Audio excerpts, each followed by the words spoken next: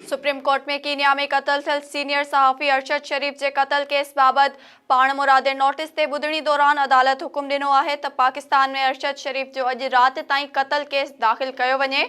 अदालत अरशद शरीफ जी medical report गैर तसल्ली बख़्श करार ॾिनी आहे। चीफ जस्टिस ऑफ पाकिस्तान जी सरबराही में 5 रुकनी लार्जर बेंच अरशद शरीफ क़त्ल केस बाबत पाण मुरादे नोटिस ते ॿुधणी हलाई। ॿुधणी दौरान chief justice additional attorney general सां मुखातिब थींदे वाज़े कयो त अटॉर्नी जनरल साहिब हिकु फैक्ट फाइंडिंग कमेटी जुड़ी हुई। अरशद शरीफ जी अमर जो ख़त अचण बाद सुप्रीम कोर्ट जो HR सेल बि जांच करे रहियो आहे। चीफ जस्टिस पुछाणो कयो त घरू वज़ारत खे गुज़िरियल जुमे ते फैक्ट फाइंडिंग कमेटीअ जी रिपोर्ट जमा कराइणी हुई, पर रिपोर्ट अञा ताईं जमा नाहे कराई वई। छा घरू वज़ीर खे घुरायूं?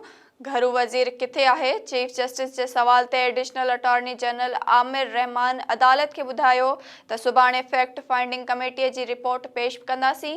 एडिशनल अटॉर्नी जनरल जी वज़ाहत ते चीफ जस्टिस कावर जो इज़हार कंदे चयो त जांच जे मामले ते सुप्रीम कोर्ट न पर हुकूमत पंहिंजो वक़्तु ज़ाया करे रही आहे।